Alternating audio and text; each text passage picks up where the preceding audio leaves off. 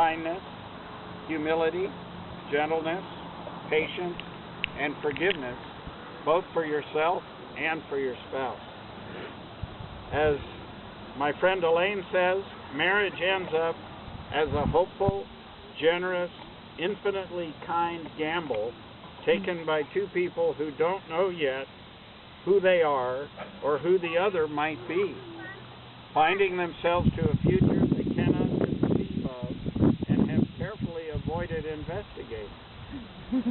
To succeed, they must abandon the notion that a perfect being exists, who can meet all their needs and satisfy every yearning. Compatibility is an achievement of love. It must not be its precondition.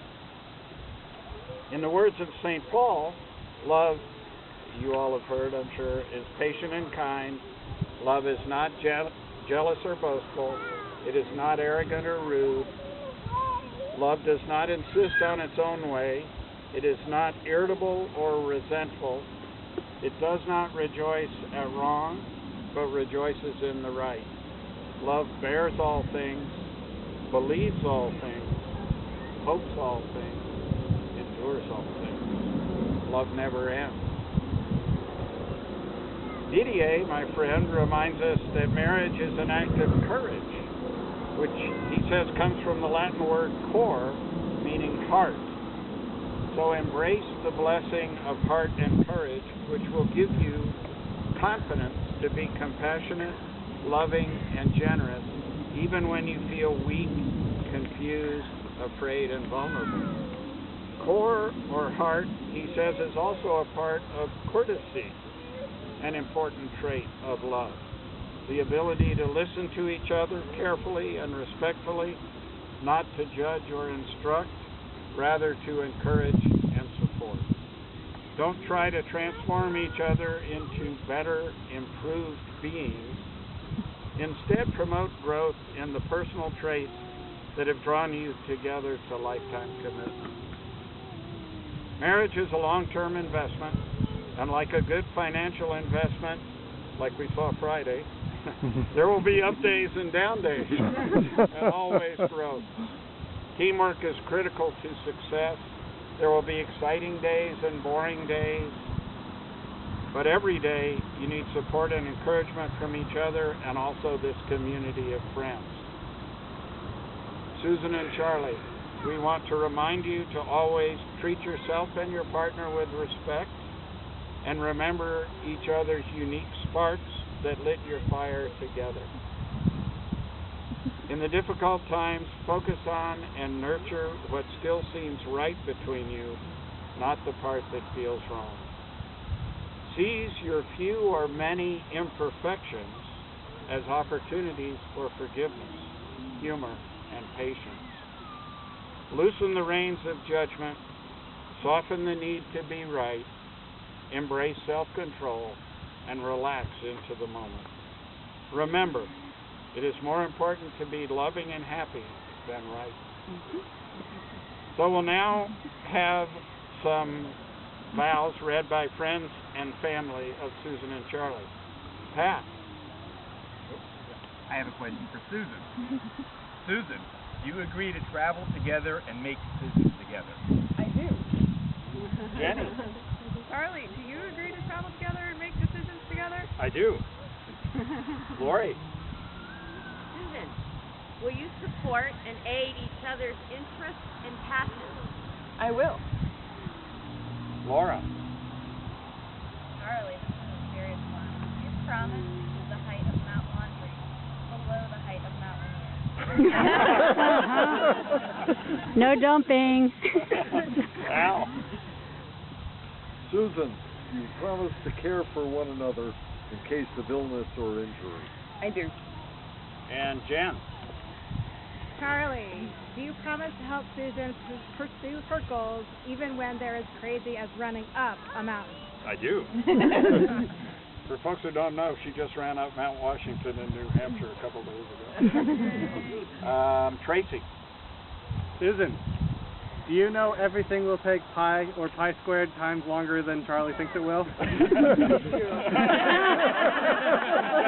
was covered already. Judy. Charlie, do you promise to spend time together with one another even when you are both old and wrinkled? I do. Mike. Susan, do you promise to help Charlie try new things and see the world? I do. And Leah. Charlie, do you promise to work together as a team and help each other during bad times as well as good? I do. Well, these are great commitments. Susan and Charlie will now share some words of their own.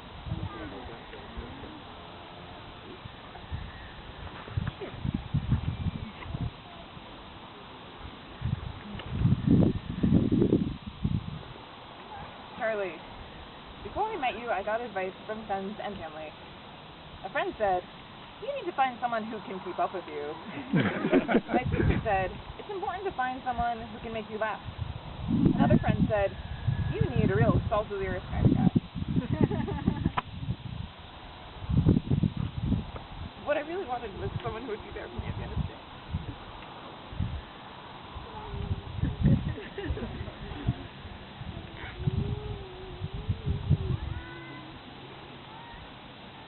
I'm so lucky that you are all these things and more.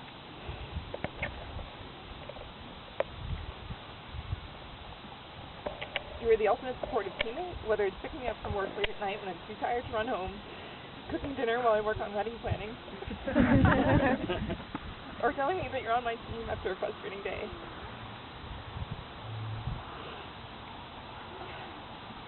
You tell me you love me every single day. Your patience, giving, and support, not just to me, family, and friends, but also to complete strangers, is an inspiration to all who know you. My hope is that I can match your caring and support, or at least a fraction of it. I love you, Jar. You're the best.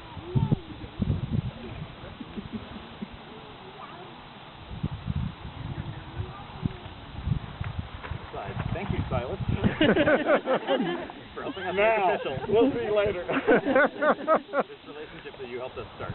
And thank you, Susan, and everybody here today for making this joyous occasion a possibility. Susan, I love you. That's only 3 words, and I have like 2 minutes. So let me elaborate. So, on an early ski trip together, on your birthday, we skied Snoqualmie Mountain. And the skiing was good, but it was good in the way that skiing in Washington often is. It was like calf deep, and it was snowing all day.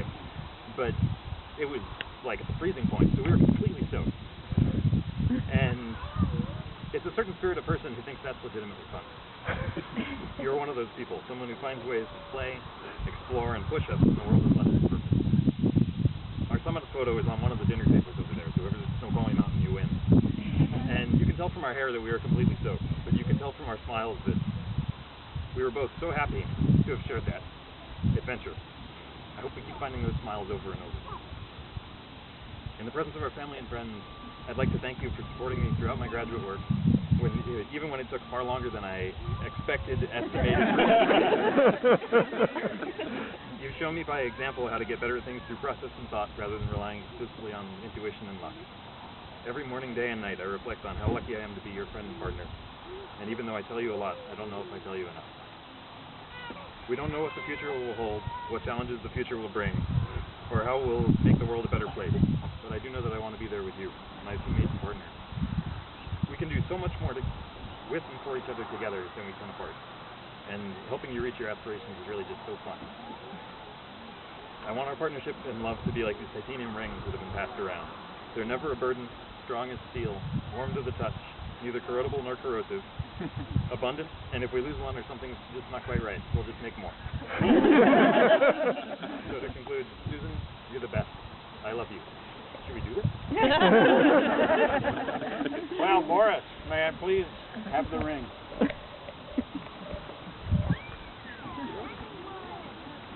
Well done, Boris.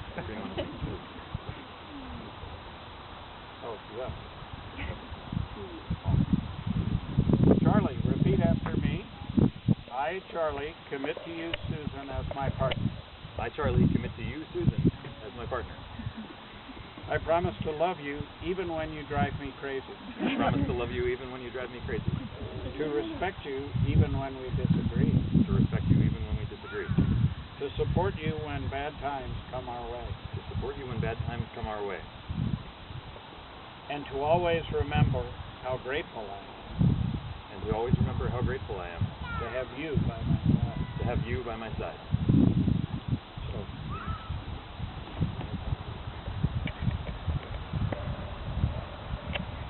So, Susan, please repeat after me. I, Susan, commit to you, Charlie, as my partner. I, Susan, commit to Charlie as my partner. I promise to love you even when you drive me crazy. I promise to love you even when you drive me crazy. To respect you even when we disagree. To respect you even when we disagree. To support you when bad times come our way. To support you when bad times come our way. And to always remember how grateful I am. And to always remember how grateful I am. To have you by my side. To have you by my side.